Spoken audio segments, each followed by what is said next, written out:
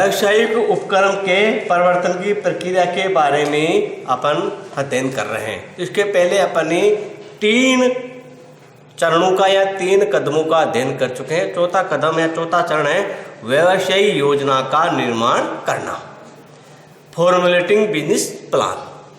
उपक्रम की स्थापना की दिशा में अगला कदम है, यानी चौथा कदम, 3 का कर चुके पर चौथा कदम है उपक्रम की व्यवसायिक योजना का निर्माण करना। व्यवसायिक योजना का निर्माण एक लिखित प्रलेख के रूप में किया जाता है। अतः व्यवसायिक योजना एक लिखित औपचारिक प्रलेख है जिसमें उद्यमी के सपने तथा उस सपने को साकार करने हेतु आवश्यक क्रियाओं, प्रक्रियाओं, विरचनाओं आदि का उल्लेख किया जाता है। हिजरिस तथा पीटर्स के अनुसार व्यावसायिक योजना वह लिखित प्रलेख है जिसमें नए उपक्रम को प्रारंभ करने से संबंधित सभी आंतरिक एवं बाहरी घटकों तथा विरचनाओं का उल्लेख होता है। इस प्रकार स्पष्ट है कि व्यावसायिक योजना एक लिखित प्रलेख है जिसमें निम्नलिखित पहलुओं से संबंधित बातों का उल्लेख होता है। उद्यमी के लक्ष्य या उद्देश्य जिन्हें वह उपक्रम की स्थापना से पूरा करना चाहता है। दूसरा, इन लक्ष्यों उद्देश्यों की प्राप्ति हेतु उद्यमी द्वारा किए जाने वाले कार्यों तथा अपनाई जाने वाली प्रक्रियाएं एवं व्यूहरचनाएं। तीसरा होता है इन प्रक्रियाओं एवं व्यूहरचनाओं को अपनाने की विधियां, कि जो स्ट्रेटेजी बनाएगा वो किस प्रकार अडॉप्ट करेंगे। उपक्रम की संपूर्ण व्यवसाय योजना में अनेक उपयोजनाओं का या विभागीय योजनाओं को भी सम्मिलित किया जाता है। अतः व्यवसाय योजना के निर्माण में निम्नलिखित योजनाओं निर्माण भी सम्मिलित है। उपक्रम की आधारभूत योजना।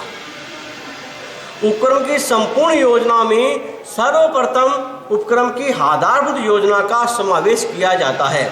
उपक्रम के उद्देश्य, उपक्रम के उत्पाद, सेवाएं, उपक्रम का क्षेत्र एवं आकार आदि के संबंध में योजना का उल्लेख किया जाता है। इस योजना से ये ज्ञात हो जाता है कि उद्यमी कौन से उद्देश्य से प्रेरित होकर कौन से उत्पादों या सेवाओं का उत्पादन या वितरण या खामे किस स्तर पर करने का इरादा रखता है। इसी उपक्रम की आधार योजना में ये बातें शामिल होती है। दूसरी है उत्पाद योजना। उत्पादों या सेवाओं के व्यवस्थित मितव्ययी उत्पादन के लिए उत्पादन योजना बनाना अति आवश्यक है। उत्पादन योजना में निम्नलिखित पहलुओं का समावेश किया जाता है। संयंत्र का विन्यास, लेआउट कैसा होगा, उत्पादन प्रणाली क्या होगी, कारखाने के परिसर, भवन, उपकरण के बारे में और उत्पादन कार्यक्रम इत्यादि के बारे में इन पहलुओं पर विचार करके उत्पाद योजना बनाई जाती है। वित्तीय योजना। व्यवसायिक वित्त उपक्रम का जीवन रक्त है। व्यवसायिक वित्त उपक्रम का जीवन रक्त है, अतः इसकी योजना भी अति आवश्यक है। सामान्यतः वित्तीय योजना में वित्त के निम्नलिखित पहलुओं को सम्मिलित किया जाता है। अल्पकालीन एवं दीर्घकालीन पूंजी की आवश्यकता, स्थायी एवं कार्यशील पूंजी की आवश्यकता, पूंजी का अनुकूलतम आकार, पूंजी स्रोतों का चयन इत्यादि। विपणन योजना। विपणन कार्य आधुनिक व्यवसाय का आधारभूत कार्य है, अतः प्रत्येक उपक्रम की स्थापना से पूर्व विपणन योजना का निर्माण भी किया जाता है। इस योजना में विपणन कार्य से संबंधित निम्नलिखित पहलू किए जाने आवश्यक है। उत्पाद योजना। किसी उत्पाद के निर्माण से पूर्व उस उत्पाद के रंग, रूप, डिजाइन, लेबल, पैकेजिंग, पैकिंग आदि की योजना बनाना उत्पाद योजना में सम्मिलित है। मूल्य नीति। उत्पादों के मूल्य निर्धारण के अनेक आधार होते हैं। विभिन्न प्रकार के उत्पादों का मूल्य किस किस आधार पर निर्धारित किया जाएगा, इसकी नीति भी निर्धारित की जाती है। संवर्धन नीति। इसमें इस बात का निर्धारित किया जाता है कि उपक्रम द्वारा विभिन्न संवर्धन साधनों यथा विज्ञापन, विक्रय कला, विक्रय संवर्धन साधनों आदि में किस साधन का किस अनुपात में उपयोग किया जाएगा। वितरण नीति। उद्यमी यह भी विचार करना चाहिए कि उपक्रम अपने माल के वितरण के लिए मध्यस्थों, एकाकी विक्रय एजेंट, थोक व्यापारी, फुटकर व्यापारी या स्वयं की संलग्न दुकानें या एक्सक्लूसिव शोरूम इत्यादि में से किन किन मध्यस्थों की सेवाओं का उपयोग करेगा, इस बात का निर्धारण भी उसको योजना बनानी पड़ती है। कार्यालय योजना। कार्यालय संपूर्ण संगठन के नियंत्रण का केंद्र बिंदु है। यहीं से सूचनाएं प्रसारित होती है तथा यहीं पर सभी सूचनाएं एकत्रित होती है।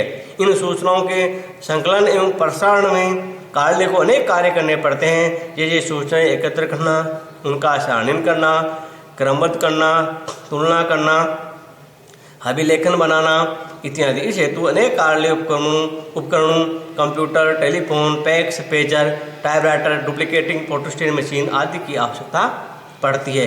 इन सभी की प्रारंभ में ही योजना बनाकर उपक्रम की सफलता को सुनिश्चित किया जा सकता है। शिविवर्गीय योजना उपक्रम को संचालित करने में कर्मचारियों का महत्वपूर्ण स्थान है, अतः प्रत्येक उपक्रम की स्थापना के पूर्व शिविवर्गीय योजना बनाना भी क्रम आवश्यक हो जाता है। इस हेतु कर्मचारियों की संख्या, योग्यता, उनकी प्राप्ति के स्रोत, उनकी नियुक्ति, प्रशिक्षण, वेतन, प्रशासन, पदोन्नति, कल्याण आदि की प्रारंभिक योजना बनाई जाती है।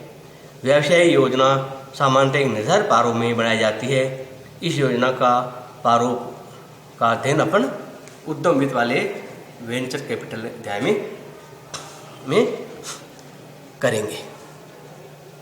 उपक्रम 5वां चरण है उपक्रम संरचना का निर्माण करना। उपक्रम संरचना का निर्माण करना यानी बिल्डिंग वेंचर स्ट्रक्चर।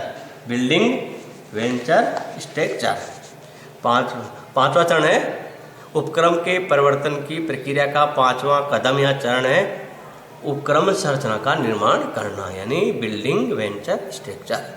उपक्रम की व्यवसाय योजना के अनुरूप ही उपक्रम की संरचना के निर्माण हेतु कदम उठाए जाते हैं।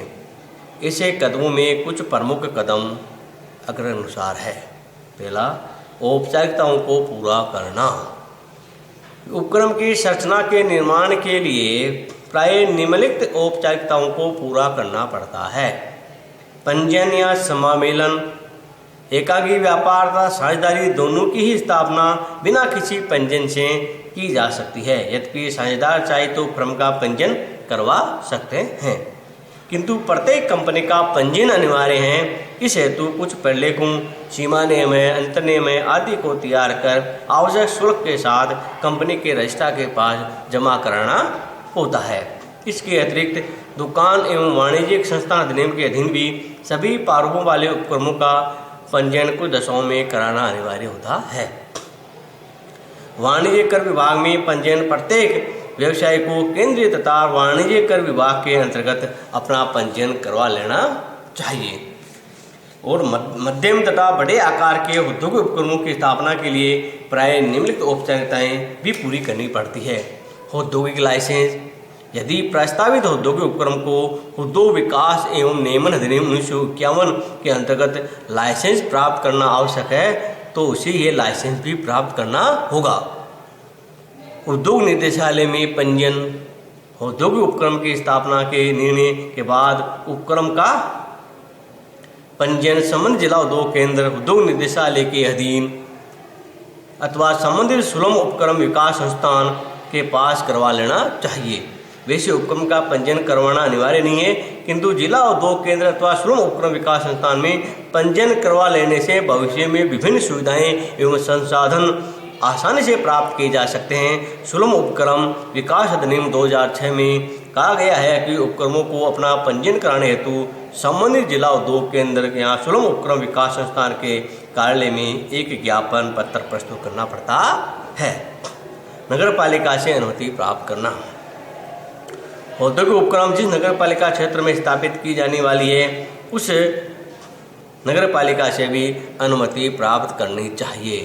कारखाना अधिनियम के अंतर्गत पंजीयन, यदि कारखाने में शक्ति का प्रयोग करते हुए 10 या इससे अधिक या शक्ति के बिना प्रयोग किए हुए 20 या अधिक श्रमिकों की नियुक्ति की जाती है तो उस संगठन का कारखाना अधिनियम के अंतर्गत पंजीयन करवाना अनिवार्य है। प्रदूषण नियंत्रण बोर्ड से प्रमाण पत्र। प्रत्येक औद्योगिक उपक्रम को अपने राज्य के वायु तथा जल प्रदूषण बोर्ड नियंत्रण बोर्ड से अनापत्ति प्रमाण पत्र NOC not objection certificate no objection certificate भी प्राप्त करना पड़ता है। विभिन्न मंत्रालयों से स्वीकृतियाँ या अनुमोदन। औद्योगिक उपक्रम का नियमन केंद्र सरकार या सरकार के अनेक विभागों द्वारा किया जाता है, अतः संबंधित मंत्रालय से उपक्रम के कार्यों के अनुरूप स्वीकृति प्राप्त करनी पड़ती है। पिछड़े इलाकों में उद्योग लगाने, शत प्रतिशत निर्णय इकाइयाँ स्थापित करने, पूंजीगत माल व मशीनों का आयात करने इत्यादि के लिए संबंधित मंत्रालयों, उद्योग वाणिज्य मंत्रालय से स्वीकृति प्राप्त करनी होती है। रिजर्व बैंक से स्वीकृति। विदेशी सहयोग के उद्योगों की स्थापना के समय रिजर्व बैंक की अनुमति भी लेनी पड़ती है। विदेश में जाने आने हेतु विदेशी मुद्रा प्राप्त करने के लिए भी कभी कभी रिजर्व बैंक से स्वीकृति प्राप्त करनी पड़ती है। कंपनी मामलों के मंत्रालय, कंपनी विधानमंडल से अनुमोदन। यदि स्थापित किया जाने वाला उपक्रम कंपनी प्रारूप में है तो कुछ मामलों में कंपनी मामलों के मंत्रालय या कंपनी विधानमंडल से भी अनुमोदन कराना अनिवार्य होता है। इसके अतिरिक्त भी कई औपचारिकताओं को और भी पूरा करना पड़ सकता है जो उद्योग उपक्रम के द्वारा निर्मित की जाने वाली वस्तु की प्रगति पर निर्भर करती है। आवश्यक संसाधनों एवं सुविधाओं की व्यवस्था। एक उद्यमी को उपक्रम संरचना निर्माण करने हेतु निम्नलिखित संसाधनों एवं सुविधाओं की व्यवस्था भी करनी पड़ती है। प्रारंभिक कोषों की व्यवस्था करना तथा उपक्रम के बैंक खातों में रखना। वित्तीय संस्थाओं से बीज पूंजी की व्यवस्था करना, सीड कैपिटल प्राप्त करना। भूमि, भवन, कार्यालय आदि क्रय करना तथा उस पर अधिकार करना। औद्योगिक उपक्रम की दशा में उचित औद्योगिक बस्ती या पार्क में स्थान प्राप्त करना। और भवन निर्माण की आवश्यकता हो तो आवश्यक मानचित्र तैयार करवाकर स्थानीय निकाय से अनुमोदन कराना तथा उसका निर्माण करना। और आवश्यक उत्पादन संयंत्रों या यंत्रों, उपकरणों आदि के लिए आदेश देना तथा उनको संस्थापित करना। और कार्यालय, कारखाने आदि में विद्युत, जल, संचार, परिवहन आदि की व्यवस्था करना। और कच्चे माल एवं अन्य सहायक सामग्री की व्यवस्था करना। तीसरा है कर्मचारियों की व्यवस्था करना। उद्यमी स्वयं उपक्रम का संचालन तब तक ही कर सकता है जब तक कि उपक्रम का आकार छोटा हो। यदि उपक्रम का आकार बड़ा है तो उसी कर्मचारी के सहयोग की आवश्यकता पड़ती है। फलतः उसी कर्मचारी नियुक्त करने पड़ते हैं। इनमें तकनीकी व प्रबंध के विषयों के अतिरिक्त श्रमिक, कार्यालय कर्मचारी आदि सभी होते हैं, किंतु अच्छे कर्मचारी नियुक्ति करना एक सरल कार्य नहीं है। अच्छे कर्मचारी को प्राप्त करने के लिए बहुत ही सतर्कता बरतनी पड़ती है। अतः कर्मचारियों के चयन के समय निष्पक्ष विशेषज्ञ की सलाह लेनी चाहिए। नियुक्ति में भाई भतीजावाद को नहीं पनप देना चाहिए। पूर्ण योग्यता, ज्ञान एवं चातुर्य रखने वाले व्यक्ति का ही चयन करना चाहिए। चयन करने के बाद उन्हें आवश्यक प्रशिक्षण भी देना चाहिए। एक प्रशिक्षित कर्मचारी पूर्ण कुशलता व योग्यता से कार्य करता है, जिससे अपने रुकता है तथा कार्य अधिक अच्छा तथा शीघ्रता से पूरा होता है। आंतरिक संगठन संरचना का निर्माण। सभी संसाधनों का समुचित एवं समन्वित रूप से उपयोग करने के लिए उपक्रम की आंतरिक संगठन संरचना का निर्माण करना अत्यंत आवश्यक है। उद्यमी को आंतरिक संगठन संरचना का निर्माण करने के लिए निम्नलिखित कार्य करने चाहिए। उपक्रम की समस्त क्रियाओं तथा उपक्रियाओं का विवरण तैयार कर लेना चाहिए। तत्पश्चात उन क्रियाओं को विभिन्न समूह में वर्गीकृत कर लेना चाहिए। उन कार्यों को उपक्रम के विभिन्न व्यक्तियों में उनकी योग्यता के अनुसार सौंप देना चाहिए। और सौंपे गए कार्य के संबंध में आवश्यक संसाधन तथा अधिकार भी उन्हें उसी समय दे देने चाहिए। कार्य करने वाले सभी व्यक्तियों में आपसी औपचारिक संबंध भी निर्धारित कर देने चाहिए। संगठन संरचना का संपूर्ण नियंत्रण उच्च प्रबंधक के हाथ में होता है। उच्च प्रबंधक वर्ग उपक्रम की नीतियों, उद्देश्यों, नियम, बजट आदि के माध्यम से संपूर्ण उपक्रम का नियंत्रण एवं समन्वय रखता है। विपणन व्यवस्था करना। उपक्रम के आंतरिक संगठन की संरचना के निर्माण में विपणन संगठन भी आ जाता है, किंतु माल के विपणन की व्यापक व्यवस्था किए जाने बिना कोई उपक्रम सफल नहीं होता है। अतः प्रत्येक वृहद एवं मध्यम स्तरीय उपक्रम को सुदृढ़ विपणन व्यवस्था स्थापित करने के लिए निम्नलिखित कुछ कार्य करने चाहिए। विक्रय प्रतिनिधि नियुक्ति करना। एकाकी विक्रेताओं, थोक व्यापारियों, फुटकर व्यापारियों अपने निजी शोरूम या एक्सक्लूसिव शोरूम या अन्य प्रकार से माल के वितरण हेतु आवश्यक मध्यस्थ की नियुक्ति करना। और माल के परिवहन एवं संग्रहण की व्यवस्था करना। माल के निर्यात हेतु आवश्यक प्रयास करना और माल के विज्ञापन एवं विक्रय संवर्धन के लिए प्रयास करना। वित्तीय व्यवस्था करना यानी अरेंजिंग फाइनेंस। आंतरिक संगठन, आजकल फाइनेंस को अपन फिनांस भी बोलते हैं। आंतरिक संगठन संरचना निर्माण होने के बाद उपक्रम के लिए आवश्यक वित्त की व्यवस्था करनी पड़ती है।